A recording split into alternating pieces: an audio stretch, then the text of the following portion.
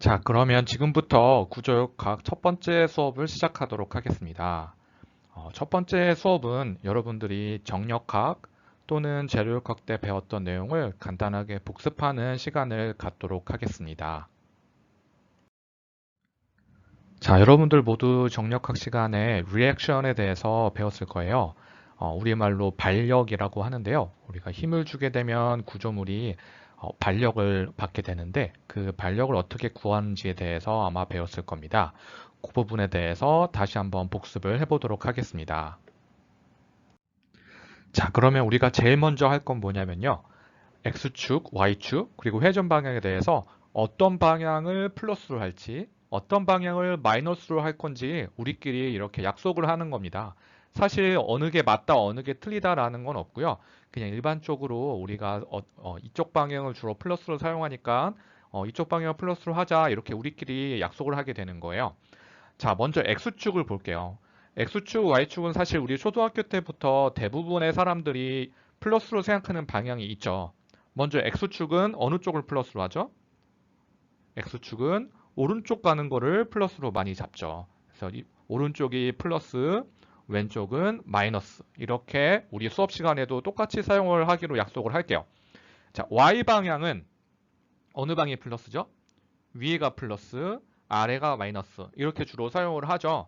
우리 수업 시간에도 마찬가지로 Y축 방향은 위쪽이 플러스, 아래쪽이 마이너스로 이렇게 앞으로 사용을 하도록 하겠습니다.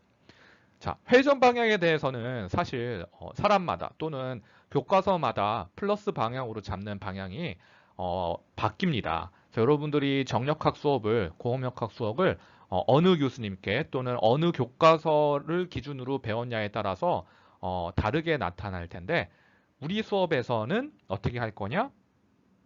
시계 방향을 플러스로, 반시계 방향은 마이너스로 이렇게 정의를 하도록 하겠습니다.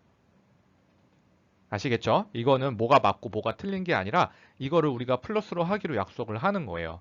이렇게 하게 되면은 반대편으로 쓰게 되면은 이제 부호가 바뀌기 때문에 여러분들이 이제 예를 들면 시계 방향을 플러스로 가정을 했는데 시계 방향으로 얘기하지 않고 그냥 플러스만 썼다. 그러면 저는 이 학생이 시계 방향이라는 답을 쓰고 싶었구나라고 이해를 할 거예요.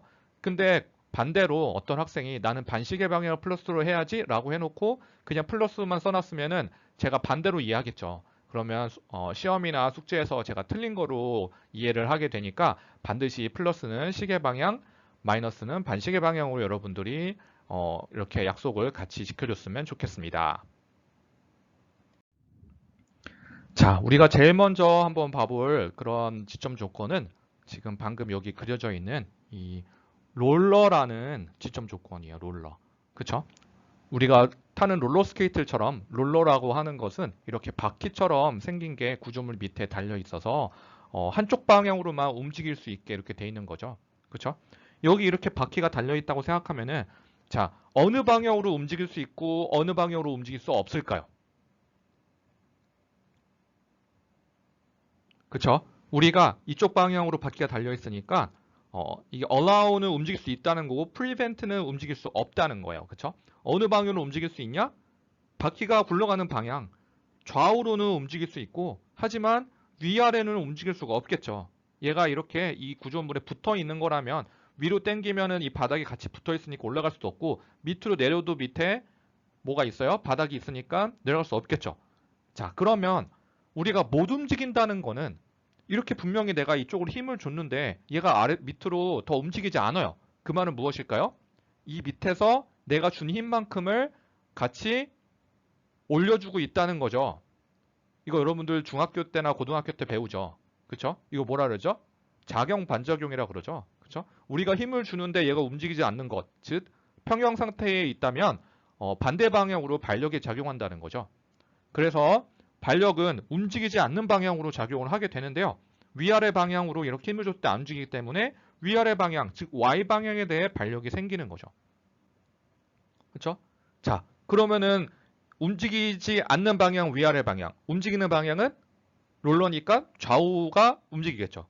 여기서 여러분들이 하나 또 빠뜨린 게 있는데요. 자, 우리가 아까 플러스 마이너스 방향 따질 때 총 몇 가지에 대해서 따져봤죠? 위아래, 좌우, 또 회전. 그쵸? 회전에 대해서는 어떨까요? 자, 이 끝 지점으로 롤러가 이렇게 연결되어 있으면은 얘가 이렇게 회전할 수 있을까요? 이런 식으로? 그쵸? 회전이 가능하겠죠. 그래서 롤러 같은 경우에는 위아래만 고정이 되어 있고 좌우 방향 또는 회전 방향에 대해서는 움직일 수 있습니다. 자, 얘를 간단하게 우리가 다시 스케치를 한번 어떻게 하는지 알려줄게요. 스케치가 무슨 말이냐면요. 여러분들이 지금 제가 여기서 그린 이 두 그림처럼 이렇게 생긴 거를 롤러라고 하는데 제가 시험 문제나 숙제 낼 때는 이런 형태로 그리면 되겠지만 여러분들이 뭐 그 프리바디 다이어그램을 스케치 한다든지 뭐 그릴 때 항상 이렇게 정교하게 그릴 수는 없잖아요. 그래서 간단하게 이런 롤러와 구조물의 그 멤버를 스케치할 수 있는데요. 간단하게 그리게 되면은 이렇게 그냥 원 하나 있으면 얘를 롤러라고 할게요. 바닥은 그냥 이렇게 해서 이렇게 그려주면 돼요. 그럼 이렇게 그리는 거는 앞으로 롤러라고 여러분들 생각하면 됩니다. 또는 뭐 이렇게 그리는 사람도 있어요. 세모에다가 밑에 바퀴 두 개. 이렇게 그려도 얘도 마찬가지로 롤러를 의미합니다. 자, 여러분들 제가 지금 쓴 거 여러분들 노트에도 같이 이렇게 따라 써주세요. 자, 다음으로 볼 우리 지점 조건은 핀 또는 힌지라고 불리는 그런 지점 조건이에요. 자, 여러분들이 핀이나 힌지는 우리 실생활에서 어디서 볼 수 있을까요? 어떻게 생긴 걸 우리가 힌지라고 하죠? 여러분들 힌지라는 말 많이 들어봤나요? 자, 힌지가 많이 사용되는 데는요, 우리 어떤 예를 들면 문, 여러분들 집에 지금 방문이나 또는 강의실 문들이 있죠. 강의실 문들이 어떻게 이렇게 우리가 열면 어떻게 되죠? 이렇게 회전을 하게 되죠. 그렇죠? 근데 강의실 문을 왼쪽이나 오른쪽으로 잡아당기면 이 문제 자체가 이렇게 움직일 수가 있나요? 그건 안 되죠. 회전만 하게 되고 위아래 또는 왼쪽 오른쪽으로 못 움직이죠. 이런 것들을 우리가 힌지라고 합니다. 그렇죠? 또 다른 예로는 여러분들 혹시 뭐 노트북이나 이런 것 중에 요즘에 뒤집히거나 이렇게 돌아가는 그 모니터들 있죠. 그런 것들도 다 힌지라고 볼 수 있겠죠. 자, 그럼 제가 아까 얘기한 대로 힌지는 뭐를 막죠? 힌지는 위아래도 못 움직여요. 이 부분 보면은 우리가 여기서 얘를 이렇게 위로 당긴다 그래서 얘가 위로 올라가지 않아요. 왜? 땅에 이게 박혀 있으니까. 그쵸? 그리고 왼쪽 오른쪽으로도 못 움직여요. 그쵸? 왼쪽 오른쪽으로 움직여 볼까요? 움직이나? 얘를 이렇게 당겨 보세요. 이쪽으로 당긴다고 생각해 보세요. 당겨질까요? 안 움직이죠? 그래서 얘는 왼쪽, 오른쪽, 위, 아래 전부 다 못 움직입니다. 그쵸? 그 못 움직이면 그 못 움직이는 거에 대해서 반력이 생긴다 그랬죠. 우리가 이쪽으로 힘을 줬는데 얘가 안 움직여요. 왜 그럴까요? 반대쪽에서 이렇게 반력이 당겨주는 반력이 생기기 때문이죠. 그래서 반력은 뭐뭐 생기죠? Rx와 Ry, X축에 대한 X방향에 대한 반력과 Y방향에 대한 반력이 모두 이렇게 생기는 거겠죠. 그죠? 자, 그러면 이 핀 또는 힌지라고 불리는 지점 조건이 어떤 움직임에 대해서는 허용을 할까요? 아까 제가 설명할 때 잠깐 얘기를 했는데 어떤 걸 허용하죠? 위아래도 못 움직이고 좌우로도 못 움직여요. 하지만 얘가 어떻게 움직이죠? 얘가 이런 식으로 이렇게 요 지점을 기준으로 이렇게 회전을 할 수 있겠죠. 그쵸? 따라서 회전은 할 수 있습니다. 자, 요거를 우리가 간단하게 스케치할 때는 이렇게 그냥 세모를 하나 그려주고 이렇게 해주면은 얘가 바로 힌지라는 뜻이 되겠습니다. 이해되셨죠? 자, 그 다음으로 이제 뭐가 있는지 볼게요. 그 다음에 나온 지점 조건은 뭐라 써있죠, 영어로? Fixed End Support이라고 돼 있죠. Fixed End는 이렇게 강력하게 고정이 되어 있는 이런 조건을 Fixed End라고 합니다. 어떤 걸 여러분들이 보면 되냐면요. 뭐 철판에다가 이렇게 볼트를 박아가지고 이 끝부분을 완전하게 이렇게 다 고정을 시키는 거예요. 우리말로는 고정단이라고 합니다. 완전하게 고정을 시켰다는 뜻이죠. 자, 완전하게 고정을 시켰다는 얘기는 우리가 좌우로도 이 부분에 있어서 얘를 당기면은 이게 결합이 돼 있어서 이 부재만 움직일 수 없겠죠. 그래서 좌우로도 못 움직이고 위아래도 마찬가지로 결합이 돼 있어서 못 움직이겠죠. 뿐만이 아니라 우리가 얘를 회전시키려고 해도 여기가 고정돼 있어서 얘가 이렇게 자유롭게 회전이 안 되겠죠. 그쵸? 그래서 회전도 고정이 돼 있어요. 다 방지하는 거죠. 이렇게 우리가 어떤 힘을 줬는데 움직이지 못한다면 뭐가 생긴다 그랬죠? 반력이 생긴다 그랬죠. 그쵸? 그래서 좌우 방향에 대한 반력, X축에 대한 반력, RX가 생길 거고 또 Y 방향에 대한 움직임도 못 움직이니까 RY가 생길 거고 또 회전에 대해서 못 움직이면 어떤 반력이 생길까요? 우리가 회전하는 힘을 뭐라고 배웠죠? 모멘트라고 했죠. 모멘트. 여러분들 기억나나요? 자, 회전하는 힘, 이런 돌림 힘에 대해서 저항을 하기 위해서 모멘트 반력도 생기겠죠. 그쵸? 그래서 총 이렇게 세 가지 반력이 생기게 됩니다. 그럼 얘가 움직일 수 있는 방향은 위아래 방향, 좌우 방향, 회전 방향 중에 뭐가 있을까요? 없어요. 그래서 얘는 없습니다. X 방향이 아니에요. 이거 없다는 뜻이에요. 자, 여러분들 헷갈릴 수 있으니까 X라고 쓰지 않고 제가 none이라고 쓰겠습니다. 움직일 수 있는 방향은 없습니다. 그리고 스케치를 간단하게 그려주면요. 얘는 어떻게 그릴까요? 그냥 이렇게 고정단으로 옆에 벽이 있어요 라고 이렇게 보여주면 얘가 고정단을 스케치하는 방법입니다. 자, 다 그렸죠? 자, 지금까지 배웠던 세 가지 지점 조건들은 사실 우리 구조물에서 가장 많이 사용하는 그런 지점 조건이고요. 지금부터 배울 두 가지 조건은 앞에 세 개보다는 더 자주 사용하진 않지만 그래도 꽤 많이 사용되는 겁니다. 여러분들이 못 본 학생들도 있었을 텐데 이렇게 바퀴가 3개 그려져 있는 이러한 지점 조건을 우리는 가이드 서포트라고 합니다. 가이드 서포트라고 영어로 얘기를 하는데요. 자, 이거는 우리가 생각했던 이 롤러랑 차이가 뭘까요? 자, 롤러랑 차이점은 여기 이렇게 판이 하나가 이렇게 옆으로 길게 그려져 있어서 어떻게 회전 방향으로 움직이지 못하게 이렇게 막아주는 역할을 하게 됩니다. 롤러랑 비슷한데 회전 방향을 막아주는 거를 가이드 서포트라고 얘기를 합니다. 자, 그러면 우리 이렇게 지금 롤러가 이렇게 돼 있으니까 어느 방향으로 움직일 수 있죠? 그쵸? 롤러가 움직이는 방향, 즉 위아래로 움직일 수 있죠. 그쵸? 그리고 어느 방향으로 막을까요? 왼쪽 오른쪽으로는 우리가 이렇게 얘를 힘을 줘도 못 움직이겠죠. 그쵸? 그리고 마찬가지로 아까 얘기한 대로 로테이션도 요 판때기로 이렇게 잡아놨기 때문에 얘가 회전을 할 수가 없겠죠. 그러면 결국 못 움직이는 이 수평 방향과 회전에 대해서 반력이 생기겠죠. 즉 Rx와 모멘트가 리액션으로 생기게 됩니다. 자, 얘를 스케치할 때 어떻게 하면 되냐면요. 똑같이 이렇게 3개 그려주고 이렇게 그려주면 얘가 가이드 서포트예요. 그래서 롤러랑 비슷한데 그쵸? 동그라미 방향으로 이렇게 움직일 수 있지만 롤러랑 다른 점은 모멘트까지 얘가 저항을 한다.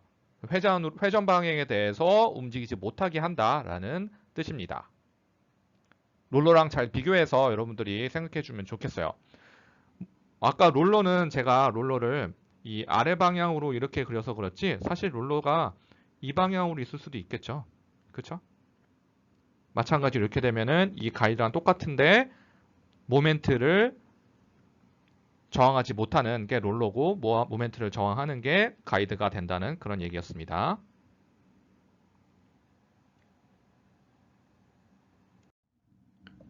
자, 마지막으로 배울 우리 지점 조건은 internal hinge라는 거예요. internal hinge는 우리말로 내부 힌지라고 합니다.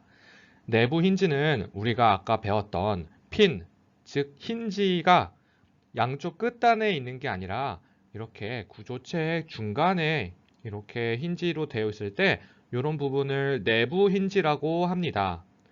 자, 이렇게 구조체 가운데 중간에 내부 힌지가 있을 때 구조물이 어떻게 거동을 할까요?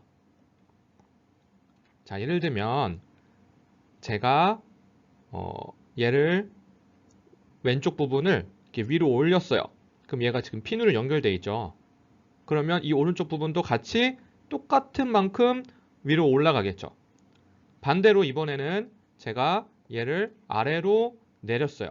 그러면 이 오른쪽에 있는 부분도 같이 내려갈 거고, 제가 얘를 왼쪽으로 밀었어요. 그러면 이 오른쪽 부분도 같이 연결되어 있으니까 똑같이 왼쪽으로 같이 딸려가겠죠.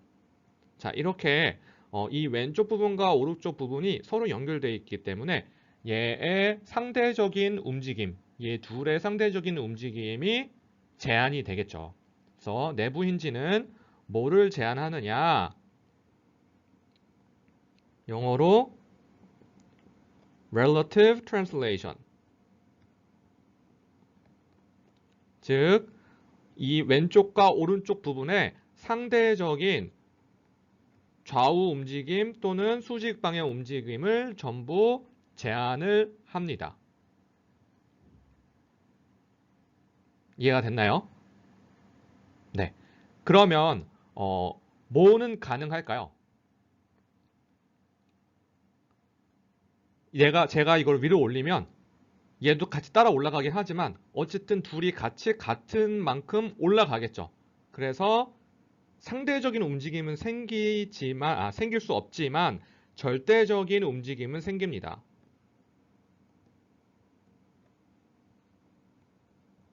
translation이라는 거는 움직임을 뜻하는 거예요. 상하 좌우. 그쵸? 자, 다시 한번 이거 너무 제가 많이 써서 지우고 다시 설명해 줄게요. 자, 제가 요 왼쪽 단을 이렇게 살짝 위로 올렸어요. 그러면 이 오른쪽도 똑같은 만큼 위로 올라가는데 이렇게 상대적인 움직임의 차이는 생기지 않지만 어쨌든 이 구조체 전체적으로 보면은 위로 올라가겠죠. 제가 위로 올리면 같이 올라갈 거 아니에요. 그래서 절대적인 움직임은 생깁니다. 그 다음에 또 여기서 제가 이렇게 꺾으면 꺾이겠죠. 그 내부 힌지를 우리가 어디서 볼 수 있냐면요. 여러분들이 지금 노트북으로 만약에 수업을 듣고 있다면 여러분 노트북에 키보드 자판과 모니터 부분 연결되는 그 부분 있죠? 그게 바로 내부 힌지라고 생각을 하면 돼요. 그래서 우리가 꺾으면 꺾이죠. 그렇죠? 그래서 로테이션은 생길 수 있습니다. 우리가 노트북이 이렇게 있으면 여기 화면이 이렇게 있으면 키보드가 이쪽에 있잖아요. 얘를 이렇게 왔다 갔다 할 수 있죠. 그렇죠? 엄격히 말하면 우리가 뭐 360도 돌아가는 노트북도 있지만 반만 돌아가는 것도 있잖아요. 반만 돌아가는 거는 완벽한 힌지는 아니고 이제 일종의 반 힌지 개념이고요. 우리 예를 들면 우리 몸으로 따지면 팔에 있는 관절이 있죠. 그렇죠? 우리 팔도 이렇게 접었다 폈다 할 수 있잖아요. 이것도 일종의 반 힌지가 되겠죠. 완벽한 힌지는 아니고요. 그래서 이런 것들은 다 원래 완벽한 힌지는 360도 돌아갈 수 있기 때문에 로테이션이 가능합니다. 자, 그러면 리액션이 뭐가 생길까요? 리액션은 이 안에 이 왼쪽과 오른쪽 구조물을 나눠서 이렇게 그리면요. 이렇게 그릴 수 있거든요. 그렇죠? 나눠서 그리면 위쪽에도 위로 가는 발력이 생기면 똑같이 얘가 반대편으로 똑같은 크기의 발력이 생길 거고요. 이쪽으로 발력이 생기면 얘는 반대편으로 똑같은 크기의 발력이 생겨요.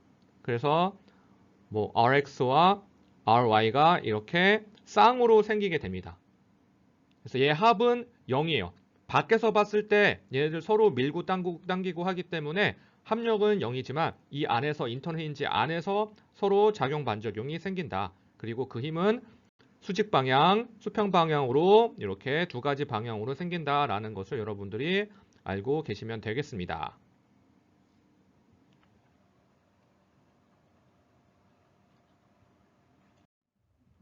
자, 이렇게 지점 조건이 있을 때 우리가 반력이 생긴다고 이렇게 배웠는데요. 이 반력을 어떻게 찾을 수 있을까요? 자, 반력을 찾기 위해서 여러분들이 가장 먼저 해야 될 부분은 바로 free body diagram을 그리는 겁니다. free body diagram이 뭐냐? 우리말로 자유물체도라고 여러분들이 배웠을 것 같은데요. 자, 자유물체도, 즉 우리 이렇게 구조물에 어떤 부분에 어떤 힘을 받고 있는지를 그림으로 표시한 걸 free body diagram이라고 해요. 그래서 제가 이번 구조역학 수업 시간에 이걸 줄여서 FBD라고 부를 거예요. Free Body Diagram의 약자예요. 여러분 FBD를 그리세요라고 하면은 자유물체도를 그리면 되는 거예요. 그럼 자유물체도라는 게 뭐냐? 자유물체도에는 총 3가지가 들어가야 돼요. 자, 첫 번째 뭐라 써 있죠? All external forces. 자, 이 구조물에 가해지는 모든 힘들을 다 그려줘야 돼요. 화살표로. 그쵸? 이렇게 외력들. P1, P2 이게 뭐 100이 될 수도 있고 뭐 50이 될 수도 있고 어쨌든 구조물에 가해지는 외력들을 다 표시를 해줘야 돼요. 자, 두 번째. reaction. reaction 우리 뭐라 했죠? 발력들. 움직이지 못하는 방향으로 발력이 생긴다 그랬잖아요. 예를 들면 지금 이렇게 핀이면 어떻게 발력이 X축, Y축 두 가지를 그려주는데 어느 방향으로 그려주면 되냐면요. 항상 기본적으로는 우리가 설정해 놓은 플러스 방향으로 그려주면 됩니다. 자, 그래서 이렇게 그려주면 되고요. 이것도 가능하면 플러스 방향으로 양의 방향으로 이렇게 그려주세요. 그래서 자, 총 4개의 발력이 생기겠죠. 이렇게. 자, 그 다음에 마지막으로 internal forces. internal force는 내부 힘을 얘기하는 거예요. 그래서 내부 발력, 우리가 아까 배웠던 내부 힌지가 있다. 그러면 어떻게 해줘야 되냐면요. 이 구조물을 반으로 쪼개요. 이 내부 힌지가 있는 지점을 기준으로 반으로 쪼개서 이렇게 양쪽에다가 발력을 그려주면 되는데요. 자, 이때 주의할 점은 한쪽을 위로 가는 거 해줬으면 한쪽은 아래로 가는 걸 해줘야 되고요. 한쪽을 왼쪽으로 했으면 한쪽은 오른쪽 가는 걸 해줘야 돼요. 그쵸? 이렇게 해서 이 내부 발력도 그려줘야 됩니다. 자, 다시 한번 우리가 프리 바디 다이어그램을 그릴 때 모든 힘들을 다 그려줘야 된다. 외부에서 작용하는 외력, 그 다음에 발력 뿐만 아니라 내부 힌지가 있다면 그 내부 힌지를 기준으로 구조물을 나눠서 이렇게 내부 힌지에 대한 발력을 그려줘야 합니다. 아시겠죠? 여러분들이 시험이나 숙제에 이렇게 프리바디 다이어그램 그리라고 하면은 반드시 이 3가지를 지켜서 그려주기 바랍니다.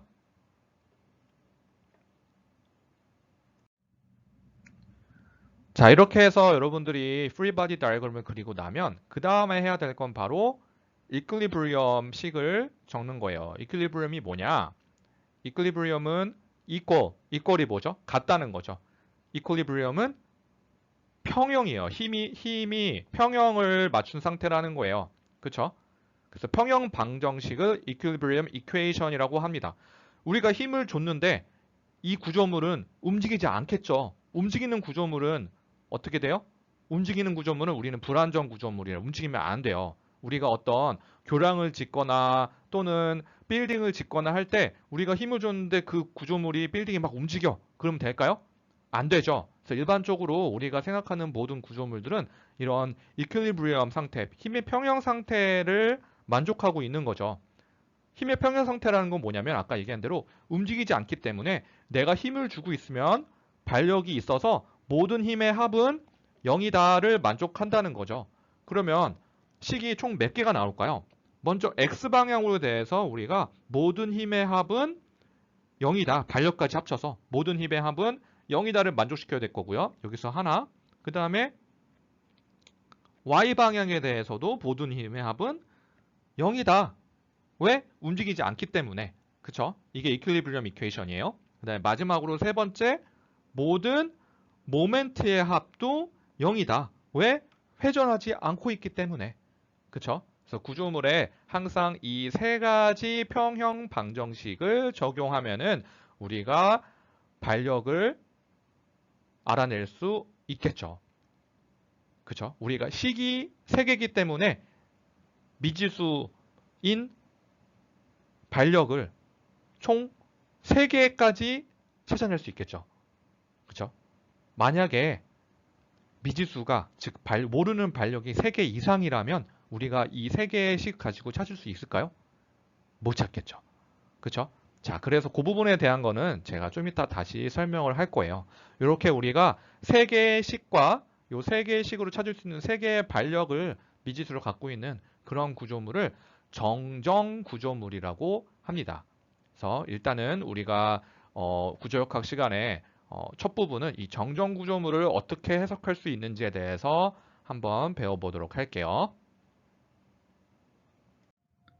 자, 그럼 첫 번째 예제를 한번 풀어볼게요. 이렇게 문제가 주어졌을 때 여러분들 제일 먼저 해야 될 거는 자유물체도, free body diagram을 그리는 겁니다. 그래서 이렇게 제가 똑같이 여기 옆에다가 빔을 검은색으로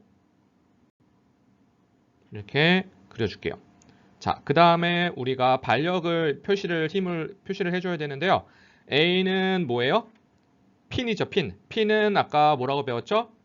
수직, 수평 발력을 모두 갖는다. 그쵸? 회전에 대한 모멘트 발력은 없죠. 그래서 수직은 위로 가는 거를 우리가 플러스로 놓기 때문에 플러스 방향으로 항상 그려줄게요. 오른쪽으로 가는 걸 또 플러스. A 지점이니까 얘를 AY, 얘는 AX라고 해줄게요. 그쵸? 그 다음에 B 지점에서는 뭐죠? 얘는 롤러죠. 롤러는 수평 방향 없고 수직 방향 발력만 생긴다 그랬죠. 그래서 얘는 BY. 그 다음에 요 10kN의 힘을 우리가 이렇게 그대로 써줘도 되는데요. X축과 Y축으로 한번 분리해 줄게요. 이 삼각형 보면 어떻게 되죠? 3대 4대 5죠? X방향으로 5분의 3, Y방향으로 5분의 4니까 어떻게 되죠? X방향으로 6kN, Y방향으로 8kN이 되겠네요. 자, 이렇게 우리가 자유물체도를 먼저 그려야 돼요. 자, 다 그렸으면 그 다음에 어떻게 하면 되냐? 우리 세 가지 식을 이용해서 연립방정식을 풀면 돼요. 자, 첫 번째 식 어떻게 하면 되죠? 시그마 fx는 0. 시그마 fx 이 자유물체도에서 x방향에 있는 모든 힘을 다 찾아보세요. 뭐가 있어요? ax 더하기 6은 0. 자, 그럼 여기서 우리 뭘 할 수 있죠? AX는 마이너스 6kN. 마이너스 6이라는 게 무슨 뜻일까요? 그쵸. 왼쪽으로 작용한다는 거죠. 왼쪽으로 6kN. 왜? 우리가 오른쪽을 포지티브로, 플러스로 우리가 가정했기 때문에. 그쵸? 자, 그 다음에 두 번째 식 써볼게요. 시그마 FY는 Y방의 힘 전부 다 구해보세요. 자, 얘는 오른쪽이 플러스, 얘는 위쪽이 플러스죠. 어떻게 되죠? AY 더하기 BY 빼기 8은 0이에요. 자, 이 식 하나로 AY랑 BY를 다 구할 수 있나요? 구할 수 있으면 천재죠. 네, 못 구합니다. 그럼 어떻게 하면 될까요? 세 번째 식을 하나 더 쓰면 되겠죠. 시그마 모멘트는 0이고 우리 플러스 방향은 시계 방향으로 했겠죠. 자, 어느 지점에 모멘트를 돌려야 될까요? 상관이 없죠. 그렇죠? 자, A에서 돌려도 되고 B에서 돌려도 되고 C에서 돌려도 되고 아무 데서나 돌려도 되는데 이왕이면은 연립방정식을 풀지 않고 한 번에 풀기 위해서는 우리가 갖고 있는 이 미지수 중에서 하나만 남겨놓을 수 있도록. 그래서 뭐 AX를 구했기 때문에 B에서 해도 되지만 저는 A에서부터 한번 돌려볼게요. 자, 그러면 어떻게 될까요? 이 BY는 여기서 BY는 이 방향이잖아요. 얘가 이쪽으로 A를 기준으로 모멘트를 돌리면 어느 방향이죠? 반시계 방향이죠. 그래서 마이너스 BY 곱하기 8 길이 이 B까지의 거리 10. 그죠? 그 다음에 요 8kN이 모멘트 얼마나 만드는지 볼게요. 얘는 8은 이쪽을 돌리니까 어느 방향? 시계 방향이죠. 시계 방향. 플러스 8 곱하기 8 길이 15. 이게 끝이죠. 이 6은 교수님 6은 어떠나요? 6은 8 길이가 0이죠. 그래서 6은 해줄 필요가 없습니다. AX도 8 길이가 0이죠. 그래서 없기 때문에 이렇게는 0 해주면 여기서 BY는 얼마 나오죠? 8, 5, 40에 8, 120이니까 10으로 나눠주면 12kN. 플러스니까 위로 12kN이 나온다는 거죠. 그리고 얘를 다시 한번 이 식에 넣어주면 AY는 마이너스 4kN이 나오겠네요.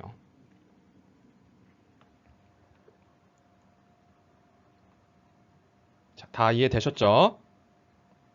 자, 다 이해됐으면 다음으로 넘어가도록 하겠습니다. 자, 그러면 이번엔 두 번째 예제를 한번 보겠습니다.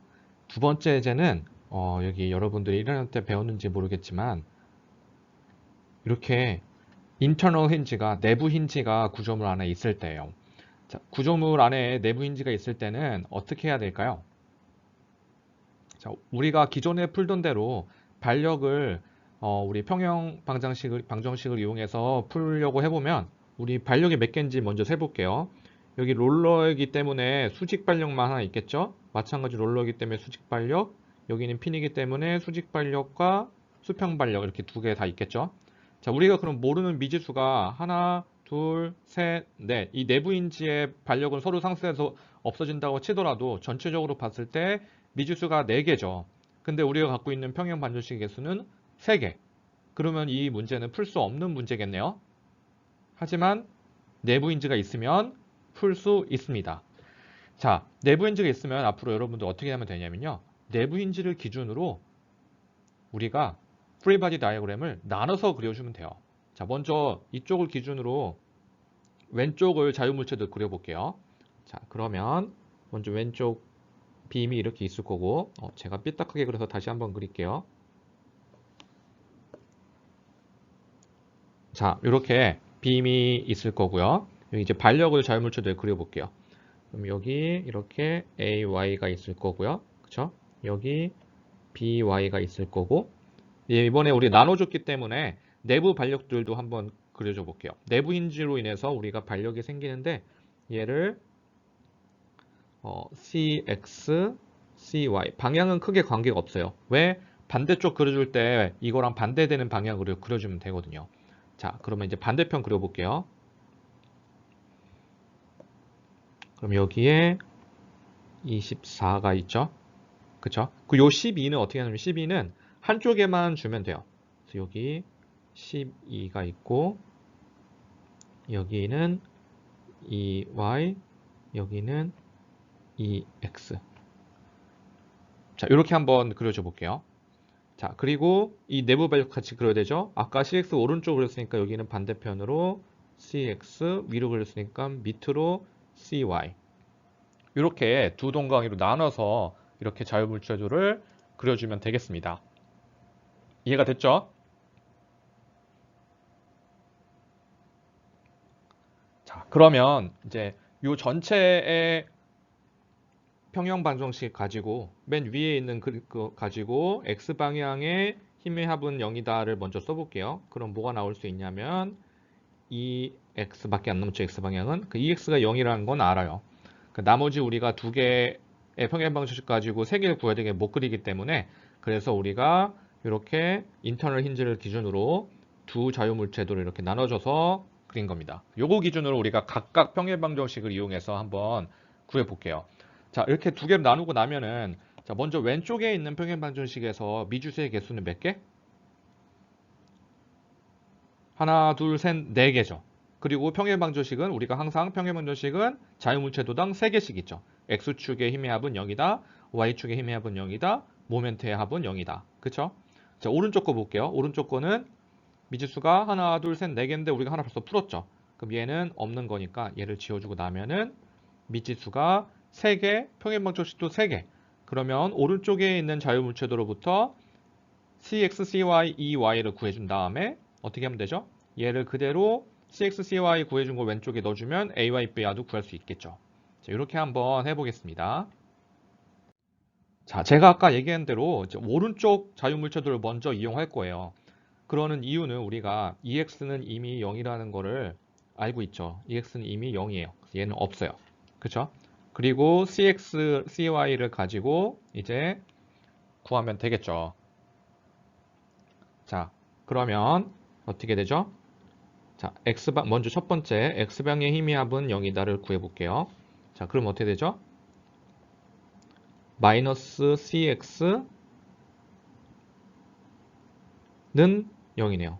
그래서 여기서부터 CX도 0이라는 걸 알았죠. 그럼 얘도 없어요, 이제. 그쵸? Y방의 힘의 합은 0이다를 써주면 어떻게 되죠? 마이너스 CY 마이너스 12 마이너스 24 더하기 2Y는 0.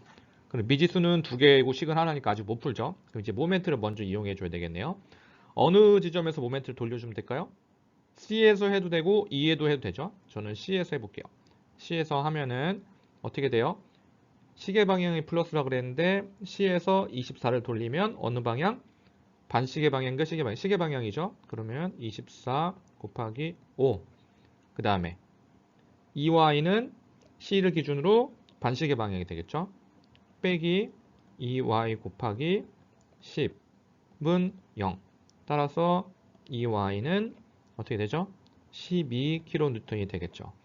요거를 다시 한번 요 위에 있는 식으로 넣어주면 CY는 어떻게 되죠? 마이너스 24kN. 즉 얘는 아래 방향, 얘는 위 방향이란 뜻이겠죠. 그쵸? 근데 우리가 처음에 이제 가정을 플러스가 위 방향, 마이너스가 아래 방향 했기 때문에 그냥 이렇게 써주면 될 것 같아요. 자, 요걸 이용해서 이제 다시 한번 왼쪽 프리바디 다이어그램을 다시 그려주고요. 여기서 아까 fx는 0을 다시 써주면 어떻게 되죠? 마찬가지로 이미 cx 0을 우리가 알고 있으니까 잘 안 써도 됐었죠. 자, y방의 힘의 합은 0이다 써주면 어떻게 되죠? ay 더하기 by 더하기 cy는 0. 여전히 미시도 두 개니까 못 풀겠죠?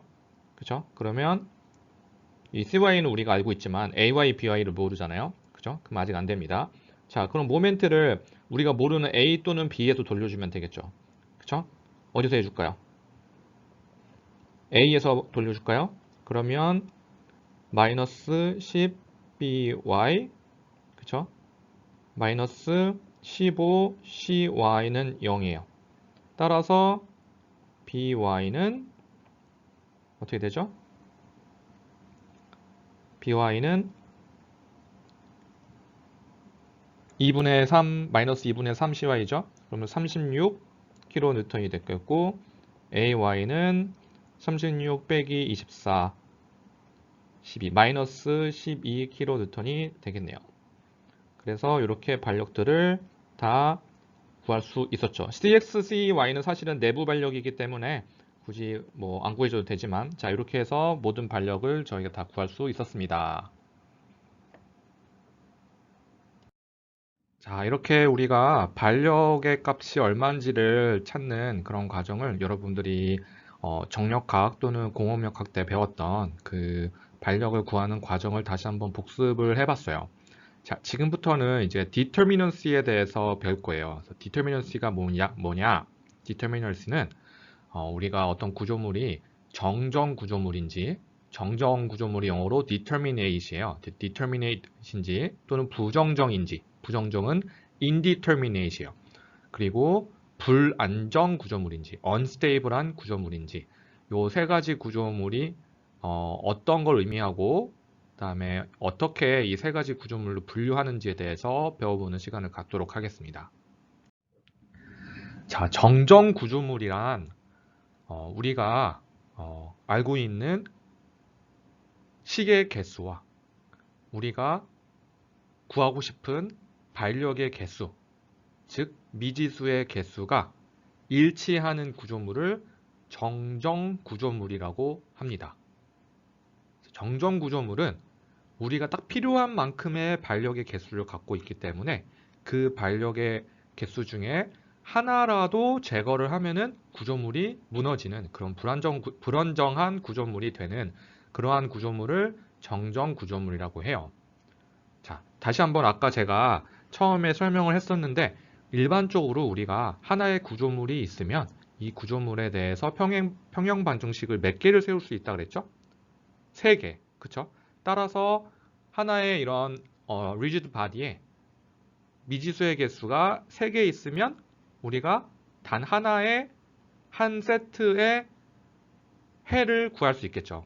이러한 구조물을 영어로는 determinate, 우리말로는 정정 구조물이라고 합니다. 자, 제가 예를 들어 볼게요. 여기 있는 이 구조물에 대해서 free body diagram을 먼저 그려볼게요. 자, 제가 역시나 또 삐뚤삐뚤하게 그렸죠. 다시 한번 일직선으로 잘 그려볼게요. 네, 지금도 약간 휘었지만 자, 이제 할게요. 자, 핀이기 때문에 왼쪽에 있는 핀 지점이기 때문에 반력이 뭐와 뭐가 있죠? 수직 방향, 그 다음에 수평 방향이 생기겠고 여기 롤러기 때문에 수직 방향만 있겠죠. 자, 그러면 우리가 구하고 싶은 반력의 개수는 총 몇 개예요? 미지수의 개수? 3개. 그쵸? 그 다음에 우리가 알고 있는 평형 방정식 개수. 평형 방정식은 하나의 프리바디 다이어그램당 몇 개가 있다 그랬죠? 3개. 어떻게? 시그마 fx는 0, 시그마 fy는 0, 시그마 모멘트는 0. 이렇게 해서 3개가 있다 그랬죠. 여러분들이 아마 이런 얘기 할 수도 있어요. 아, 교수님, 아까 모멘트는 A 지점에서 구해도 되고 뭐 B 지점에서도 구해도 되고 여러 지점에 대해서 할 수 있는데 그럼 이 모멘트에 대한 식이 여러 개 있으니까 식이 3개 이상 나올 수 있는 게 아닌가요? 라고 물어볼 수 있는데요. 사실 우리가 알고 있는 독립적인 식은 요 3가지를 벗어날 수가 없어요. 예를 들면은 여기서 모멘트를 하나 더 만든다고 하더라도 결국은 요 3개의 식의 조합으로 만들어낼 수 있는 그런 또 다른 식이 되는 거예요. 독립적인 식이 아니라 요 3개 연관되어 있는 식이기 때문에 사실은 새로운 식이 아닌 거죠. 자, 그래서 우리가 이렇게 독립적인 식은 한 프리바디 다이어그램당 3개밖에 구할 수가 없어요. 자, 그럼 이 경우에는 미지수가 3개, 식이 3개. 어떻게 풀 수 있죠? 그쵸? 미지수가 3개인 1차 연립방정식을 풀면 되겠죠. 그래서 단 한 쌍의 해가 나오게 됩니다. 이렇게 미지수의 개수와 식의 개수, 우리가 알고 있는 식의 개수가 같은 그러한 구조물을 영어로는 determinate이라고 하고요. 우리말로는 정구조물이라고 일컫습니다. 자, 이번에는 이 구조물을 볼게요. 아까랑 거의 비슷한 구조물인데요. 여기 롤러는 여기 똑같고 이 부분이 어떻게 됐죠? 원래 P년들 롤러가 됐죠. 자, 그러면 우리가 갖고 있는 미지수의 개수는 몇 개일까요? 우리가 알고 싶은 미지수의 개수, 반력의 개수 몇 개? 2개. 근데 식은 몇 개죠? 식은 아까 말한 대로 한 프리바디 다이어그램당 3개. 그쵸? 그럼 식이 3개인데 미지수가 2개예요. 자, 이럴 때 해가 몇 개가 나올까요? 자, 제가 예를 들어 볼게요. 식이 3개인데 미지수가 2개예요. 이 미지수가 예를 들면은 뭐 x와 y라고 놓을게요. 그러면 x 더하기 y 빼기 뭐 1은 0 이런 게 있고 2x 빼기 y 더하기 3은 0 이런 식이 있고 또 식이 하나 더 있어야 되니까 마이너스 x 플러스 y 빼기 2는 0 뭐 이런 식이 있어요. 이렇게 미지수는 2개인데 식이 3개면 어떻게 될까요? 운이 좋으면 이걸 다 만족시키는 x와 y 값이 있을 수 있지만 일반적으로는 요 3개의 식을 다 만족시키는 x와 y 값은 존재하지 않죠. 그쵸? 요 2개 가지고 x와 y를 구했는데 걔가 요 식도 만족해야 되는데 이걸 만족하지 않을 수도 있잖아요. 자, 따라서 이 평형방정식을 만족시키는 그러한 미지수가 그러한 해가 없을 수도 있기 때문에 이러한 구조물은 영어로 unstable, 우리말로는 불안정한 구조물이다. 이렇게 얘기를 합니다. 자, 다시 한번 내가 알고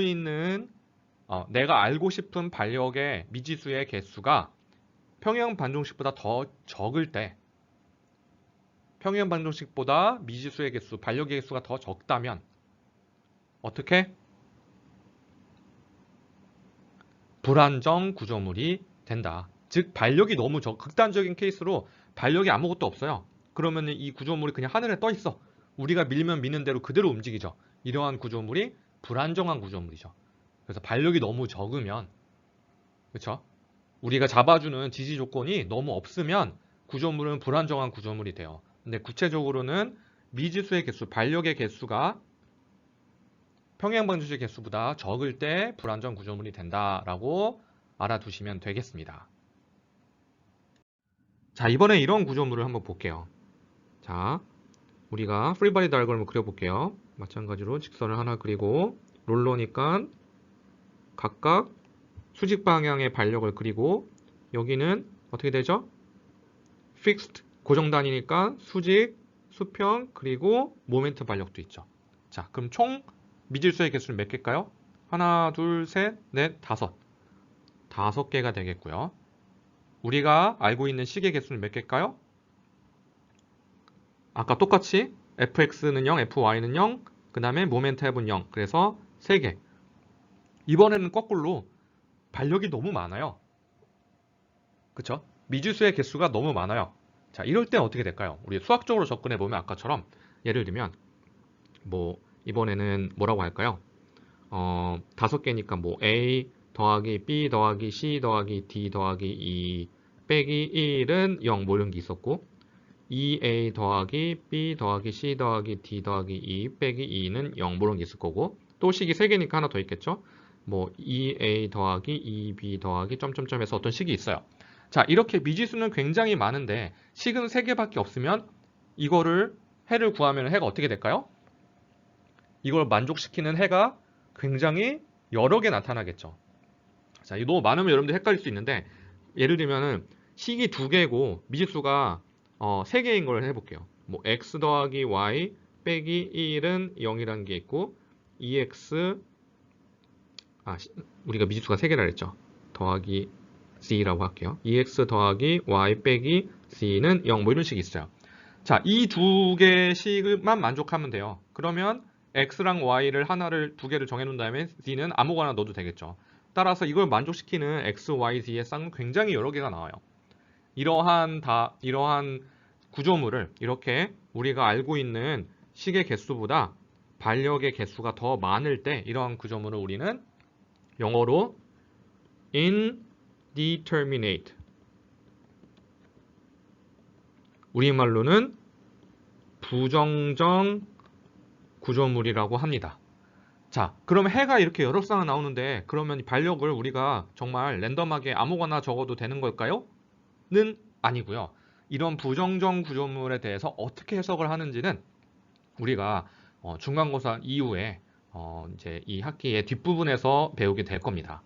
평형 방정식은 3개밖에 없지만 우리가 또 다른 방정식을 찾을 수 있거든요. 그러한 방정식을 이용해서 우리가 모르는 미지수의 개수만큼 방정식을 찾아서 풀어주는 방법이 되겠죠. 자, 이러한 방법을 나중에 여러분들이 기초적인 걸 다 배우고 난 후에 이제 중간고사 이후에 또 자세히 배우게 되겠습니다. 자, 그래서 여러분들이 일단 기억해야 될 거는 우리가 알고 있는 식의 개수가 몇 개냐, 그리고 reaction, unknown reaction, 우리가 모르는 미지수의 개수가 몇 개냐를 비교해서 우리가 모르는 게 알고 있는 식의 개수보다 많으면 부정정, 같으면 정정, 반력이 너무 적으면 불안정, 이렇게 여러분들이 생각을 해주시면 되겠습니다. 자, 그러면 일단 지금까지 배운 내용들로 정리를 한번 하고 넘어가겠습니다. 자, 우리가 알고 있는 식의 개수와 우리가 모르는 미지수의 개수를 비교했을 때 만약에 우리가 알고 있는 식의 개수가 더 많다면, 즉 반력의 개수가 너무 적다면 이러한 구조물은 뭐였죠? 불안정 구조물이었죠. 불안정 구조물. 영어로는 unstable 구조물이 되겠죠. 그렇죠? 만약에 우리가 모르는 미지수의 개수와 또 우리가 알고 있는 식의 개수가 같다면, 즉 하나의 rigid body에서 반력의 개수가 3개라면 그러한 구조물은 영어로 determinate, 우리말로는 정정 구조물이라고 부릅니다. 여기서 unstable은 불안정이에요. 요거는 정정. 그 다음에 우리가 알고 있는 식의 개수가 미지수의 개수보다 적을 때, 즉 반력이 너무 많다면 이거를 만족시키는 반력의 값들은 여러 쌍이 나오겠죠. 따라서 이러한 구조물을 우리는 부정정 구조물이라고 부릅니다.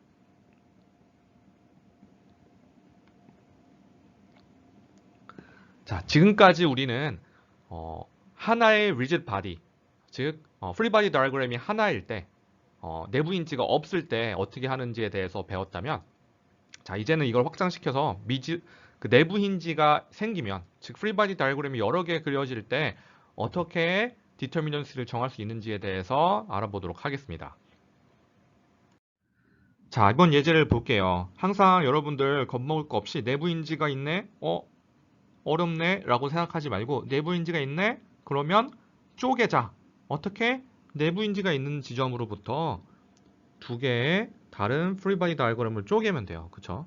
자, 그러면 이제 반력을 볼게요. 여기 이거 가이드죠? 가이드면 어떻게 한다 그랬죠? 이렇게 반력이 생기고 회전으로도 모멘트가 생기고, 여긴 핀이죠? 이렇게 두 개가 생기겠죠? 그쵸? 그 다음에 여기 내부 힌지에서는 어떻게 된다 그랬죠? 마찬가지로 두 개가 이렇게 생기는데 사실은 같은 크기의 방향만 다른 반력이 이렇게 두 쌍이 생기는 거죠. 그래서 제가 화살표는 4개 표시했지만 실질적으로는 2개인 거죠. 얘랑 얘랑은 같고 얘랑 얘랑 크기가 같은 거니까. 그쵸? 자, 그럼 표시를 한번 해볼게요. external reaction. 자, 외부 반력은 몇 개일까요? 여기서 2개, 여기서 2개, 총 4개. 그쵸? internal reaction. 어떻게? 이렇게 2개씩 한 쌍이죠. 2개씩 한 쌍이니까 2개입니다. 4개가 아니에요. 그쵸? 방향만 다르고 크긴 같기 때문에.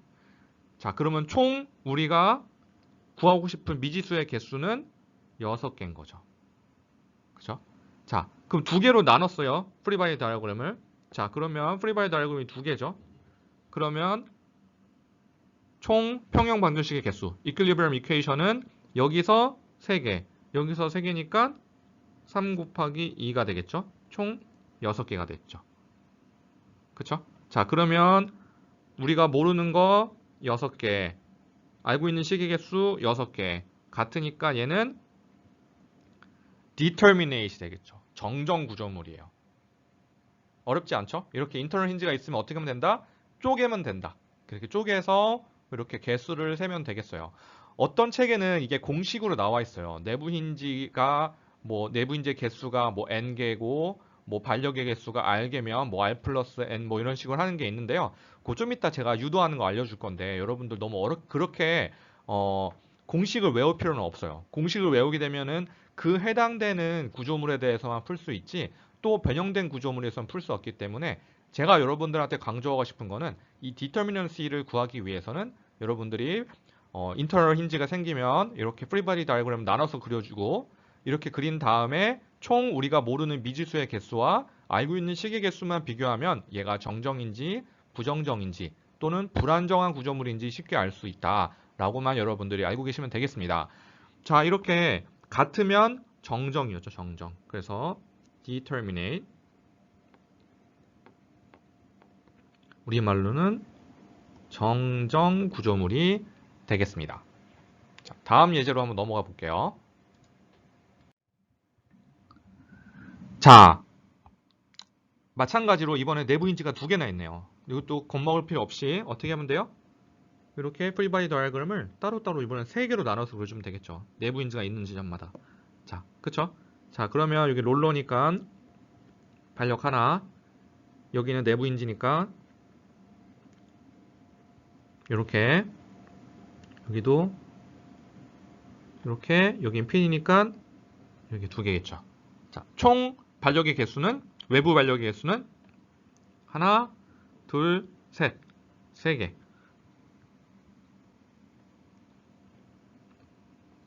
내부 인주로 생긴 내부 반력의 개수는 몇 쌍?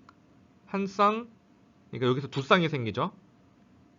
그쵸? 수직, 수평. 여기도 수직, 수평. 그래서 2 곱하기 2는 4개가 되겠죠. 그럼 총 unknown 개수는 7개. 그쵸? 자, 프리바디 다이어의 개수는 3개죠. 한 개당 우리 평형 방정식의 개수는 3개. 그럼 총 9개. 그럼 얘는 7개, 얘는 9개니까 우리가 반력의 개수가 미지수 알고 있는 식의 개수보다 적으면 어떻게 된다 그랬죠? 적으면 unstable이죠. 그쵸? 반력이 부족한 거죠. 무너지고 마는 거죠. 움직인다는 뜻이죠. 그래서 우리말로는 불안정 구조물이 되겠습니다. 어렵지 않죠? 자, 그럼 한 문제 더 해볼게요. 마찬가지로 내부 힌지가 2개나 있네요. 자, 그러면 우리가 프리바디 다이어그램을 3개로 나눠서 그려야 되겠죠? 그쵸? 자, 여기 뭐죠? fixed. 하나, 둘, 셋. 여기 인터널 힌지니까 이렇게 쌍으로 그려주면 되겠고, 마찬가지로 여기도 쌍으로 그려주면 되고, 여기도 fixed니까 하나, 둘, 셋. 그쵸? 그럼 총 external reaction은 여기서 3개, 여기서 3개. 그러면 6개가 되겠죠. internal reaction은 2쌍씩 하나, 둘, 2개니까 2개. 4개가 되겠죠. 그쵸? 그러면 총 우리가 모르는 미지수의 개수는 10개. 그 다음에 우리가 프리바디 다이어그램은 3개였으니까 실의 개수는 3 곱하기 3은 9가 되겠죠. 한 프리바디 다이어그램당 이퀘이션은 3개잖아요. 어떻게 3개? fx는 0, fy는 0, 그 다음에 모멘트는 0 이렇게 해서 총 3개의 식을 알 수 있는데 그게 각각 프리바디 다이어그램마다 3개씩이니까 총 9개죠. 그쵸? 자, 그러면 얘가 우리가 알고 있는 식이 9개, 모르는 미지수가 10개. 미지수가 더 많으면 이걸 만족시키는 해가 여러 개 나오겠죠. 그럼 여기서 반력을 몇 개 빼면은 정정이 될까요? 즉, 우리가 알고 있는 미지수에서 몇 개를 제거해야지 식의 개수가 우리가 알고 있는 식의 개수와 같아지죠? 1개. 자, 이렇게 우리가 모르는 미지수가 더 많을 때는 요 차이를 생각해서 1개가 더 크잖아요? 그러면 영어로는 indeterminate인데 indeterminate to first degree라고 해줘요. 그래서 부정정은 부정정인데 우리가 모르는 반력의 개수가 10보다 1개 더 많아. 이럴 때 그 1개라는 뜻을 indeterminate to first degree 이렇게 써줍니다. 그리고 우리말로는 1차 부정정 이렇게 써주면 되겠습니다. 아시겠죠?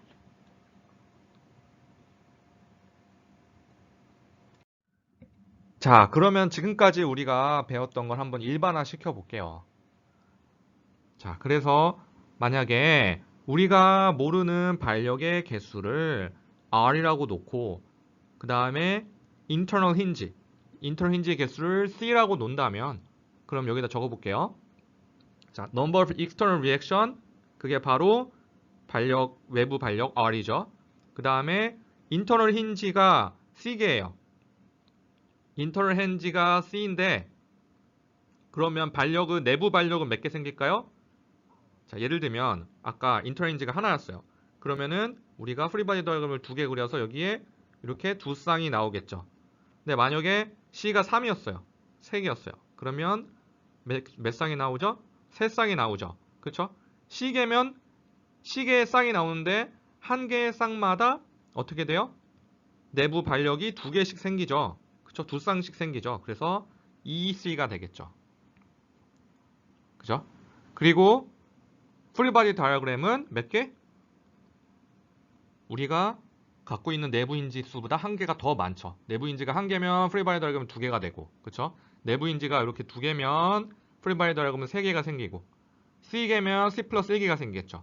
그러면 한 프리바디 다이어그램당 우리가 알고 있는 식의 개수는 3개니까 여기다 3을 곱하면 3C 플러스 1이 3C 플러스 1 이렇게 가로가 되고 이렇게 풀면 3C 플러스 3이 되겠죠.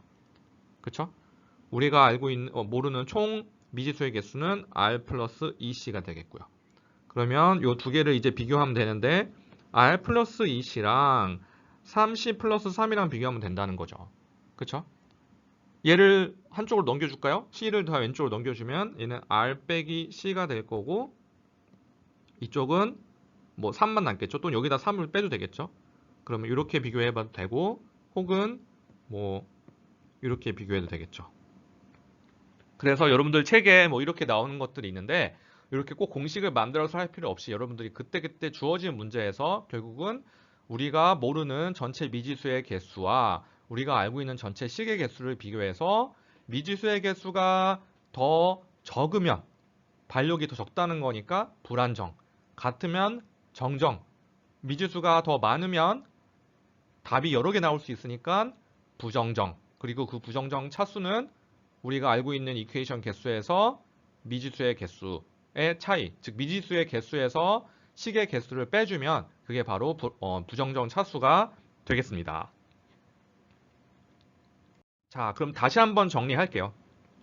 이렇게 인터널 힌지가 있을 때 우리가 전체 unknown하고 이퀘이션 개수를 이렇게 정리해서 써주면 이런 표현식을 쓰면 되는데요.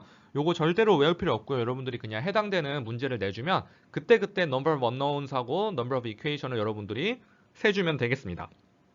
근데 number of equation이 더 많다, unknown이 더 적다 이런 거는 반력이 더 적은 거니까 unstable, 그쵸? 같다, determinate, 반력이 더 많다, indeterminate. 그리고 그 차수는 이 unknown에서 이퀘이션의 개수를 빼준 게 바로 indeterminate 차수라고 했죠. 자, 근데 아까부터 제가 여기 얘는 unstable인데 determinate이나 indeterminate일 때 반드시 stable일까요? 하고 제가 물음표를 지어놨죠. 그 말은 아닐 수도 있다는 얘기겠죠. 그래서 그 부분에 대해서 오늘 마지막으로 이 부분 간략하게 배우고 오늘 수업 마치도록 할게요. 자, 먼저 이 예제를 한번 볼게요. 우리가 지금까지 하던 거랑 똑같이 한번 그려볼 거예요. 자, 하나의 그 강체죠. 하나의 rigid body이기 때문에 이렇게 하나를 그려주고 내부 인지가 없다는 얘기죠. 자, 그 다음에 반력의 개수를 이렇게 롤러 이렇게 했어요. 자, 그럼 리액션 몇 개죠? 3개. 우리가 알고 있는 시계 개수 3개. 자, 그러면 얘는 어떻게 될까요? 얘는 우리가 배운 대로 하면은 determinate, indeterminate, unstable 중에서 뭐죠? 그쵸. determinate. 즉 정정 구조물입니다. 교수님. 이렇게 여러분들 얘기하고 싶겠죠? 근데 답은 불안정이에요. 얘가 아니라 답은 불안정입니다. unstable.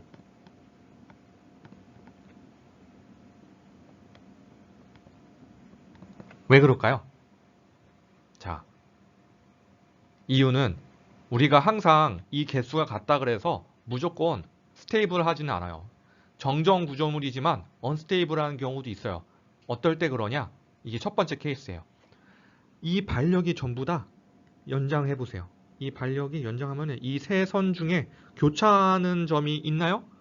없죠. 이렇게 다 모든 반력이 평행할 때 평행 시스템이라 그래요. 그래서 영어로 parallel system, 그렇죠? 평행 시스템일 때는 무조건 정정이든 부정정이든 상관없이 불안정 구조물이 됩니다.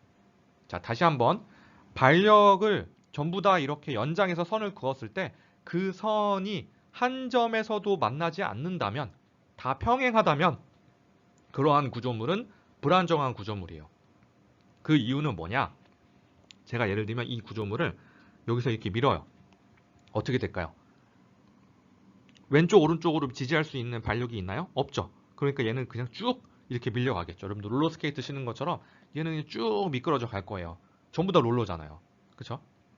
그래서 반력이 많지만 전부 다 한 방향은 반력이 있어서 이 수평 방향 반력이 없기 때문에 수평 방향으로는 저항할 수 없는 거죠.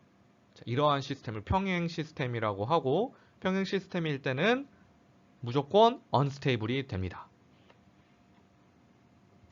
자, 이러한 구조물도 한번 여러분들 똑같이 한번 해볼게요. 자유물체도 그려볼게요.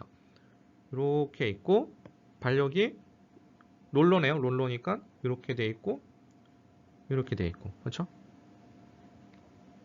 얘가 선을 그으면은 한 점에서 만나는, 여기 롤러가 하나 더 있네요. 근데 얘도 한 점에서 또 만나요. 그쵸? 자, 리액션 몇 개죠? 3개. equilibrium equation 3개. 그럼 같으니까 determinate 신데 뭔가 또 여기도 속임수가 있을 것 같죠? 네, 맞습니다. 얘도 정답은 unstable이에요. 불안정. 왜 그럴까요? 자, 얘는 이 세 개의 힘이 평행하지 않아요. 그쵸? 오히려 한 점에서 만납니다. 자, 한 점에서 만나는데 왜 unstable일까요? 평행하지 않기 때문에 얘를 제가 이쪽으로 밀면 움직일까요? 안 움직일 것 같죠? 그쵸? 밑에 위아래로 움직인다고 움직일까요? 안 움직이죠? 얘가 이렇게 여기서 대각선으로 돼 있으니까 위아래도 견딜 수 있잖아요. 그럼 뭐가 문제일까요? 자, 이렇게 한 점에서 만난다면 여기서의 모멘트를 구하면은, 예를 들면 이렇게 힘이 이쪽에 가해졌어요. 그리고 여기서 모멘트를 구해보세요. 그러면 이 반력은 전부 모멘트가 0이 되겠죠. 근데 이렇게 하중이 있으면 이 하중에 대한 모멘트는 0이 안 되죠. 즉, 이 점에서 모멘트를 합을 구했을 때 평형 반정식이 만족을 하지 않아요. 그 말은 얘가 회전한다는 얘기죠. 자, 여러분들 상상을 해보세요. 이렇게 생긴 걸 이렇게 이쪽으로 회전을 시켜준다고 되면 얘는 밑으로 내려가고 얘는 위로 올라가고 이렇게 회전을 할 거예요. 그렇죠? 구조물이 움직이게 된다는 거죠. 이렇게 구조물이 움직인다면 얘는 불안정 구조물이 되는 거죠. 자, 그래서 불안정 구조물이 되는 두 번째 조건, 반력을 연장했을 때 모든 반력의 연장선이 한 지점에서 만난다면 그 지점에 대한 모멘트를 저항하지 못한다. 그 지점에서 모멘트 합산을 했을 때 저항하지 못하기 때문에 이러한 경우도 무조건 불안정 구조물이 되겠습니다. 자, 다시 한번 정리해서 말씀드리면 여러분들 두 가지 케이스, 우리가 determinate, 정정이나 indeterminate, 부정정 구조물일지라도 이 두 가지 경우에는 무조건 불안정 구조물이 된다. 언제? 먼저 첫 번째, 방금 전에 배웠던 평행 시스템. 모든 반력이 평행할 때. 두 번째, concurrent system. 모든 반력이 한 점에서 만날 때.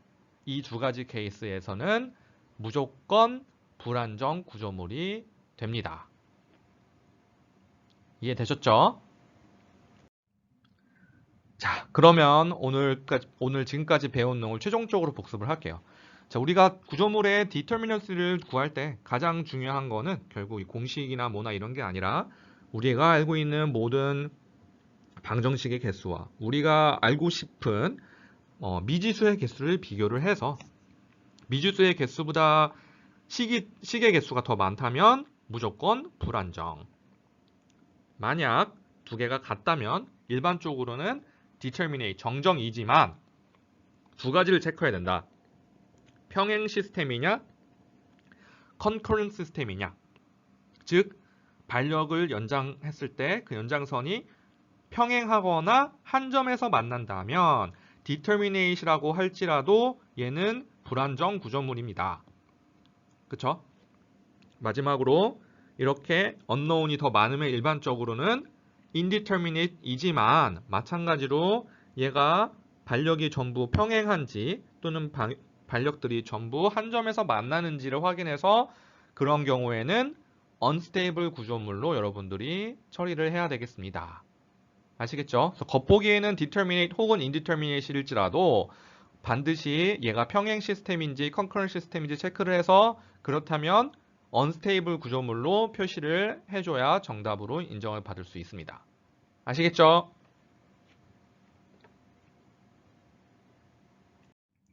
자, 그러면 예제 몇 개만 더 하고 오늘 수업 마치도록 할게요. 자, 요 예제는 어떻게 될까요? 이런 문제들이 여러분들 그 숙제에 나올 거예요. 자, 보세요. 프리바디 다이어그램 그리면, 요걸 그릴 필요 없죠. 프리바디 다이어그램 그리면 이렇게 빔을 하나 그리고 반력들 그려줘 보세요. 하나, 둘, 셋. 그러면 number of 우리가 원래 뭐 했죠? unknowns. 그쵸? 미지수의 개수 몇 개? 4개. number of equations는 몇 개죠? 3개. 미지수가 더 많으면 indeterminate to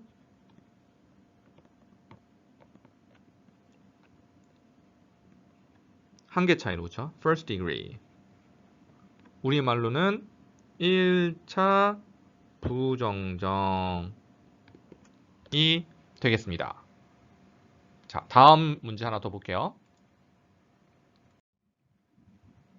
자, 이번에는 인터널 힌지가 몇 개 있죠? 공식을 써도 되지만 공식을 쓰지 말고 제가 권장하는 방법은 나누는 거예요. 다 세면 제일 편해요. 자, 얘 핀이죠? 그럼 2개 반력, 롤러. 그 다음에 얘는 이렇게 두 쌍으로 생길 거고. 자, 다시 제가 너무 지저분하게 그렸네요. 다시 한번. 얘는 이렇게 되지만 사실은 2개인 거, 4개가 아니라 2개인 거죠. 그 다음에 얘 반력 또 마찬가지로 이렇게 4개 같이 세이지만 2개인 거고 롤러. 자, number of unknowns는 몇 개죠? 여기 2개, 3개, 4개, 5개 더하기 둘, 넷, 4개 총 9개 되겠죠. number of equations는 어떻게 되죠? 3개, 프리바디 다이어그램당 3개니까 하나, 둘, 셋. 3 곱하기 3은 9. 답은 determinate이 되겠네요. 우리말로는 정정이라고 표시를 해주면 되겠습니다. 이제 좀 알겠죠? 자, 몇 개만 더 해볼게요. 자, 이 구조물은 프레임 구조물인데요. 자, 프레임 구조물도 사실 하는 방법은 똑같아요. 자, 이렇게 프리바디 다이어그램을 그려볼게요. 그 다음에 반력이 얘는 픽스드니까 하나, 둘, 셋 이렇게 될 거고 얘는 핀이니까 두 개가 되겠죠. 그럼 number of unknowns는 5개, 그쵸? 그 다음에 number of equations는 어떻게? 여기서 하나의 풀바이 다이어그램이니까 3개, 그쵸? 자, 그러면 indeterminate to second degree가 되겠죠. 그래서 우리말로는 2차 부정정이라고 표기하면 되겠습니다. 자, 오늘 마지막 문제예요. 자, 이런 구조물 되게 특이하게 생겼죠. 그래서 얘는 아까 우리가 책에 나온 그런 공식을 쓰면 사실 구할 수가 없어요. 근데 여러분들 우리가 배운 대로 하면은 충분히 가능합니다. 자, 이거 어떻게 하면 되냐? 가운데에 이렇게 롤러가 있잖아요. 그러면 우리가 인터널 힌지 하는 거랑 똑같이 이렇게 두 개의 프리바디 다이어그램 나눠주면 돼요. 자, 그러면 얘는 반력이 하나, 둘, 셋 이렇게 있고 얘도 하나, 이거 뭐 방향을 굳이 맞게 똑같이 해준다면 하나, 둘, 셋 이렇게 있을 거고 롤러기 때문에 위아래로 이렇게 내부 반력이 하나 생기겠죠. 그쵸? 자, 그러면 number of reaction은 3개에다가 하나가 더 들어가는 거죠. 3 플러스 3 플러스 1은 7개. 위아래지만 한 쌍이니까. 그쵸? 그 다음에 number of equations는 여기서 풀바디 다이어그램 하나, 여기서 하나니까 총 3개가 2개 있으니까 6개. 그럼 얘도 마찬가지로 답은 indeterminate to first degree가 되는 거죠. 우리의 말로는 여기 있을까요? 1차 부정정.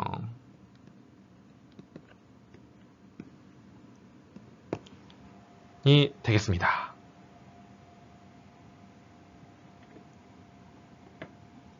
자, 그럼 오늘 수업은 여기까지 마치고요. 여러분들 다음 주에 다시 보도록 하겠습니다. 수고 많으셨습니다.